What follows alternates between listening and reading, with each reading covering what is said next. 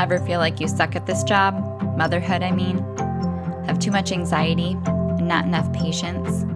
Too much yelling, not enough play? There's no manual, no village, no guarantees. The stakes are high. We want so badly to get it right. But this is survival mode. We're just trying to make it to bedtime. So if you're full of mom guilt, your temper scares you, you feel like you're screwing everything up, and you're afraid to admit any of those things out loud, this podcast is for you. This is Failing Motherhood. I'm Danielle Bettman, and each week we'll chat with a mom ready to be real, sharing her insecurities, her fears, her failures, and her wins. We do not have it all figured out. That's not the goal. The goal is to remind you, you are the mom your kids need. They need what you have, you are good enough, and you're not alone. I hope you pop in earbuds, somehow sneak away, and get ready to hear some hope from the trenches. You belong here, friend. We're so glad you're here. Hey, it's Danielle. Thank you so much for being here. Today is March 13th when I'm recording this, which means it's my birthday. And I can't lie, I had a bit of a roller coaster of emotions today. It's also riding right on the back of my daughter's 10th birthday, which I will be talking more about on the 100th episode of Failing Motherhood, which I'm going to dedicate to my reflections on 10 years of parenting. But it's a little bit of a mind-F, and it's not even about aging necessarily. It's just birthdays in general are a lot, and I would be lying to say I am really excited about what I'm doing today. It's just a lot. It's highs and lows and a lot of self-reflection, probably a little bit too much introspection, but the best thing to get me back on track is to put some lipstick and heels on and record an episode for you, which I'm going to dedicate to my favorite number, which is 13. So we're going to be talking about the 13 traits and or struggles of parenting a strong-willed child. And this is going to help you feel a little bit less alone, a little bit not crazy, and hopefully you'll find your family here in some of the examples that I share and know that you're in the right place. But before I do, if you are new here or if you have been following along, we are doing a campaign for 100 ratings and reviews before the 100th episode. And we're up to 95, so thank you so much for everyone that has sent in a review in the last week or two. And I wanted to read one of them. So this one says, it's titled, Every Mom Needs to Listen, with 5 stars. I stumbled across Danielle's podcast about a year ago, and immediately from the first time I listened, I was hooked. I went back and binged from the beginning. She has a way of speaking that makes you feel like she is in your home and really knows your strong-willed kids and you. It's almost creepy how spot on she is with scenarios and the advice, and the mind shifts she gives is unlike anything I've ever heard or read. My family just recently graduated from her 11-week coaching program, and I can't recommend it enough. The confidence you gain as a parent is astounding. My child still has fits of rage, smiley face, but they are so much less, all caps, and I am so much better at dealing with them. I yell a lot less, I feel less guilty, I stress less about going out in public with her. I am a calmer mom and wife, thanks to this amazing woman and her incredible insight, and for creating the most understanding platform for like parents to speak their concerns and really understand each other. The biggest piece was just knowing I'm not alone and that there are other families that deal with the exact same behaviors. I will forever be grateful to have found this podcast and group. Thank you, Danielle, for what you do. You are truly amazing. So I definitely cried when I read this the first time, as you can imagine, and it's just the hugest compliment to be able to see all of the hard work of families come to fruition when they graduate. So good. Okay. So if you haven't left a rating or review and you were loving Failing Motherhood, I would so appreciate it if you did that today. Now, let's dive into the 13 traits and struggles. I can't decide. It is the struggles. They're also kind of like personality traits, but I also don't want to completely label and put in a box all kids and overgeneralize. So strong-willed kids, as you know, have a million positive attributes, right? So this is a big caveat disclaimer I'm going to put in front of all of these. They can be so loving, have a huge heart, and love big. They are hilarious, playful, have a big personality usually, and are really fun to be around when they're in a good mood. And they are so helpful when they want to be. So this is not a list that is dogging on strong-willed kids. We are working to get to know them better so that we can take away all of the added shoulds and meaning and beating ourselves up and beating our kids up for just really what should be accepting who they are and what we are doing, which is parenting a strong-willed child. And the more that you can wrap your minds around that acceptance, the more you can find freedom in the solutions and the strategies that work. So we're going to dive into these 13 struggles, but they are not an all-inclusive list, right? Results may vary, all the fine print from a prescription, a commercial, but this is just some of the overarching themes that if you experience the majority of these in your house, then you are likely parenting a strong-willed child, and a lot of the traditional approaches aren't going to work. You likely weren't parented with what does, so you are in the right place to learn more and grow as their parent to become the parent that they need. So number one is they're sensitive. They are very sensitive to being overtired and hangry, or thriving off the vibe of others and the vibe of kind of the moment. So that manifests itself in the after school outburst, when they are hangry and they come undone from keeping it together throughout the day, and it all unravels and comes loose once they get in the car, sometimes the second the door closes. So if that is a staple in your routine right now, whether that's preschool pickup or elementary pickup, you are not alone.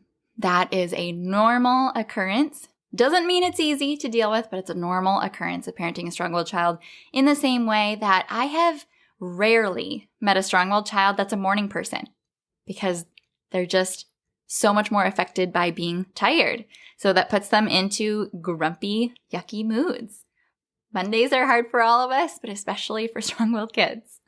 So that's number one. They are sensitive. They have that after-school outburst, typically aren't a morning person.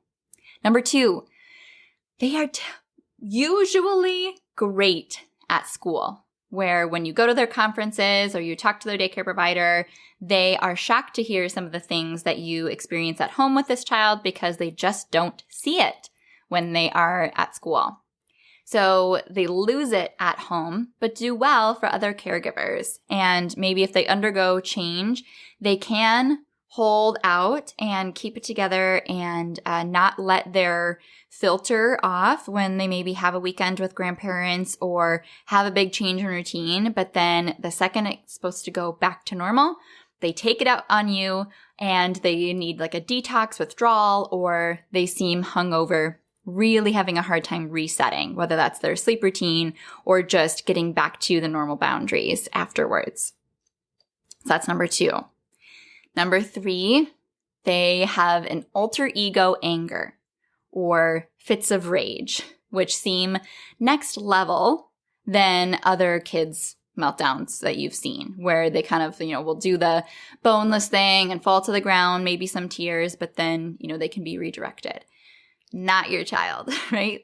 Some of my clients say that they seem possessed, or you can look in their eyes and it's like they're not there, like it's no longer your child. And that's why I call it their alter ego, which is really powerful to actually be able to recognize and be aware of, because then you can click into a whole new perspective of what to do in that moment, because that's kind of your indicator.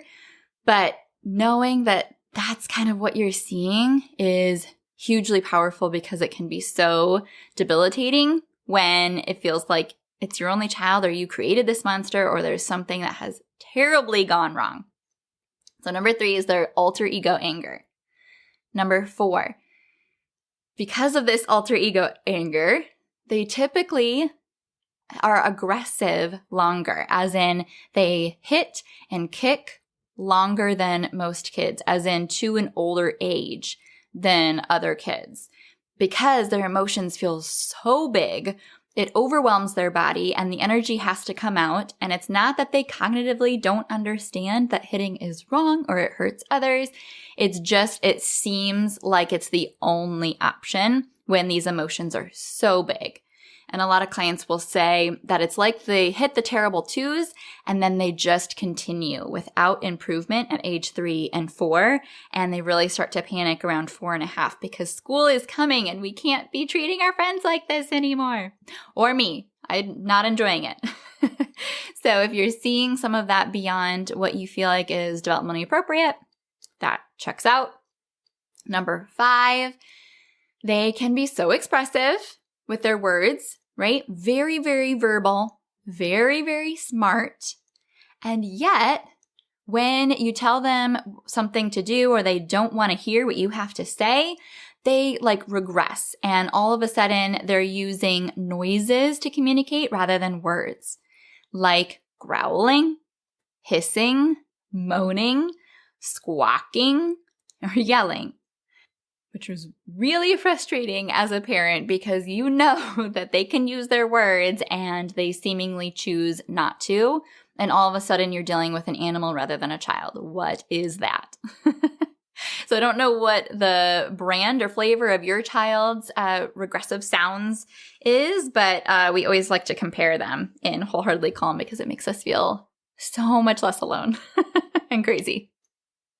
So those animal sounds are number 5. Number 6 is strong-willed kids struggle to apologize or admit when they are wrong.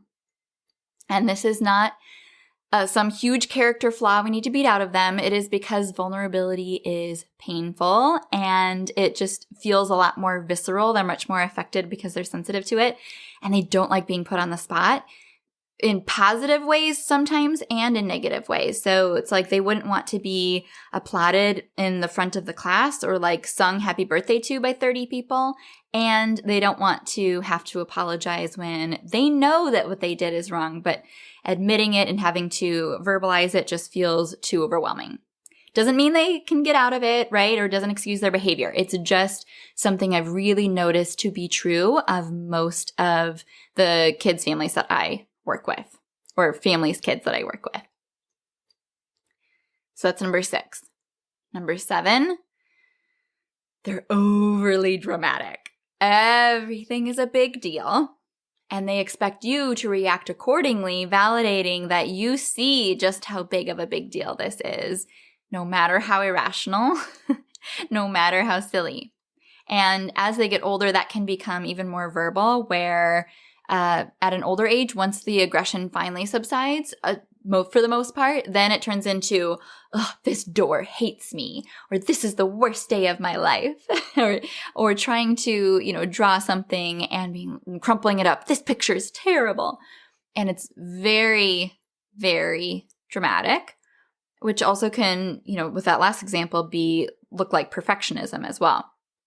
But they are very mad when you don't see it as just as big of a big deal. Like this is the worst thing that's ever happened in their whole life, because that's what it truly feels like to them.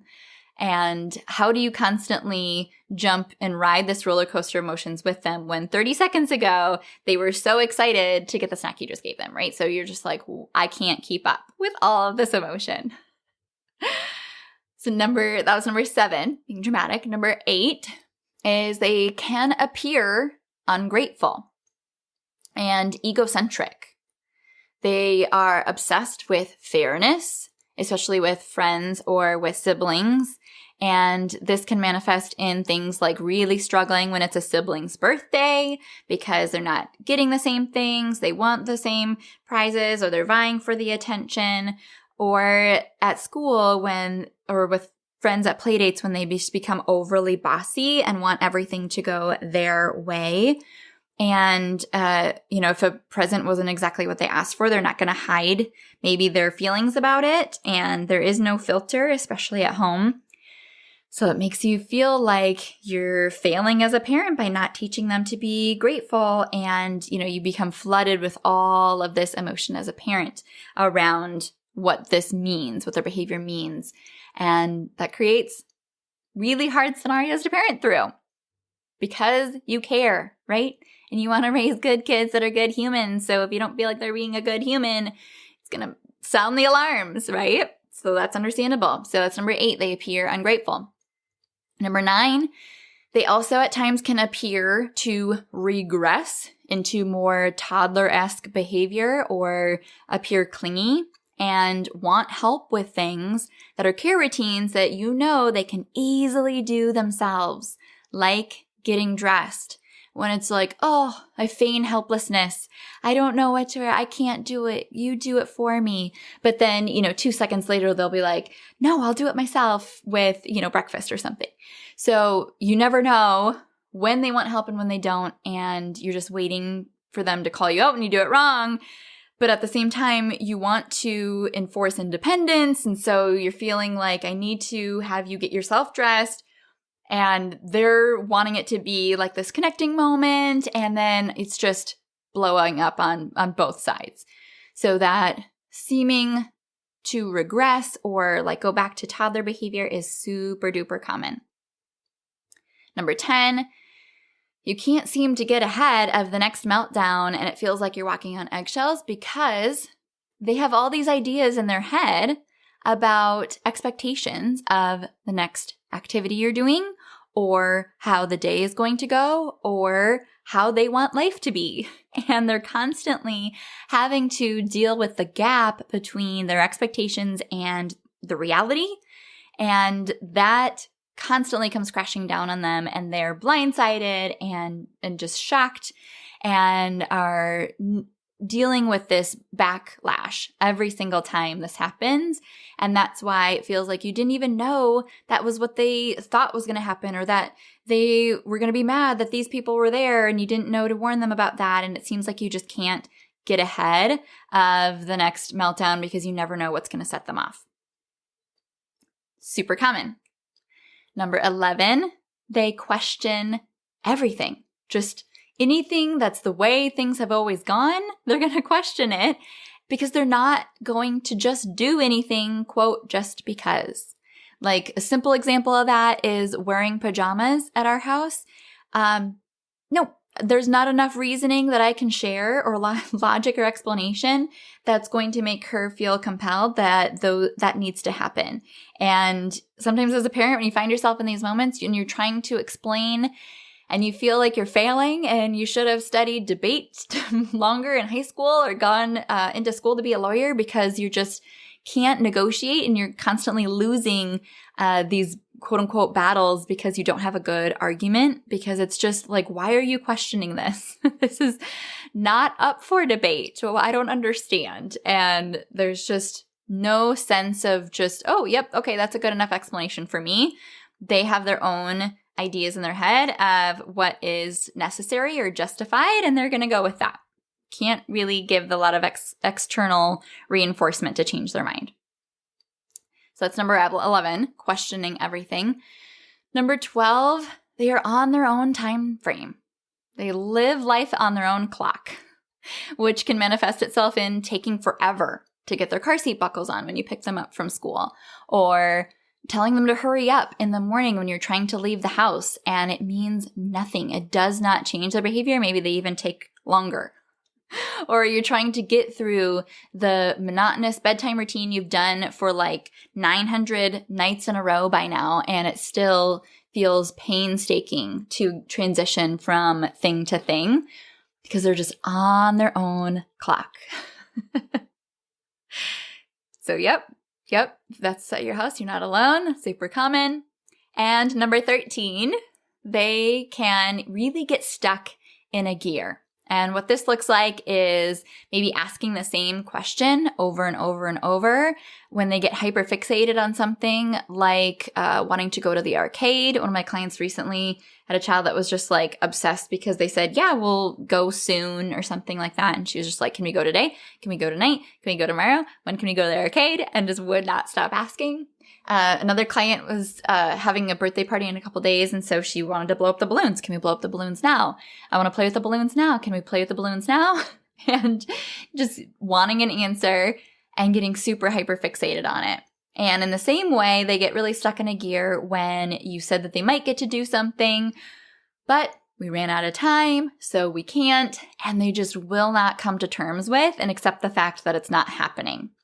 But you said, and I wanted to, and it's not fair. And they just can't get over it. They cannot. And they just keep asking you or keep beating that tree. I don't know what that analogy is, but you're just like move on and they will not. So if that happens to your house, yes, very common. So that's the 13. The bonus round is things that I wouldn't say is every child, but comes up enough that it's an honorable mention. And these 3 things are, number 1, noise sensitivity, having a hard time with big, scary sounds like thunder, or a lot of talking in unison, like crowds and loud music, or just getting woke up by sound. Sound sensitivity is a big one. Then the second runner-up is that they hate brushing their hair, that it feels extra painful, and you have a lot of battles around brushing hair, and you have like 10 hairbrushes at your house that you've tried to buy off of infomercials, hoping that will be the magic trick to make this better. And number 3 is when you're potty training that going number 2 becomes an ongoing battle because of it being more of a behavior and control seeking power struggle rather than biological need. And that continues longer than you would like it to. So those 3 are the honorable mentions. Not everyone, but worth mentioning. And then now I would encourage you to go back to the beginning of this episode and listen to it all the way through again and see if it applies to either you or your partner or their other parent, figuring out which one of you is the strong-willed parent. Because usually there's one and you'll hit a lot of the same boxes as well. And that can be enlightening, convicting, and give you a little bit more empathy and compassion for where your child is coming from, because they probably got it from somewhere, right? So in one of the group calls we had a week or 2 ago, one of my clients said that she came into Wholeheartedly Calm thinking, I have not found anyone in my real life that can relate to this specifically, as in parenting a strong-willed child where all of these things are a common daily occurrence. I don't have any friends that are saying these things or that are having these same struggles on the level that I am, where it's not isolating and defeating. I want to like my kid more. I don't want them to be afraid of me. But I need someone to hold my hand because tips and tricks are just not enough for what I'm dealing with and where I want to be. So she joined Wholeheartedly Calm and is thriving. I actually just got a message from a client that was in the group a whole year ago, a little less than a year ago now. And I had sent her a message on Instagram because she's posting lots of like parenting content now, kind of as like a content creator. And I'm just like super proud of her in having the confidence to do that now. And she said, thank you so much. We are traveling right now. And child number 2 had such a meltdown after a long flight at passport control, but I felt so confident and calm. He eventually calmed down. I am so different compared to last year. We traveled last year also, and child number 1 had a big tantrum in the airport. And at that time, I nearly had a tantrum myself. I didn't know what to do, and I was paralyzed by her tantrum. Amazing change in me in 1 year. And it all started with Wholeheartedly Calm. So that's the difference. That's the difference. None of these struggles that I mentioned are really going to, quote, go away or be fixed or cured, but you learn to work with them and equip yourself to be able to know exactly how to manage them and help your child thrive with this type of wiring. And for you as a parent to fully embody the identity of a parent who unapologetically parents this child without added shame and guilt and fear and self-doubt. So if you are feeling super seen by this episode, you know what to do. The links of how to connect with me over Instagram and say hi, or find the masterclass and get that free training under your belt. Or if you're ready to meet me and talk more about how to work together, find the link to schedule an initial consultation in the show notes of this episode. But hopefully at the end of this episode, you are not alone and there is hope and you're in the right place, my friend. Thank you so much for tuning into this episode of Failing Motherhood. Your kids are so lucky to have you. If you loved this episode, take a screenshot right now and share it in your Instagram stories and tag me. If you're loving the podcast, be sure that you've subscribed and leave a review so we can help more moms know that they are not alone if they feel like they're failing motherhood on a daily basis. And if you're ready to transform your relationship with your strong-willed child and invest in the support you need to make it happen, schedule your free consultation using the link in the show notes. I can't wait to meet you. Thanks for coming on this journey with me. I believe in you, and I'm cheering you on.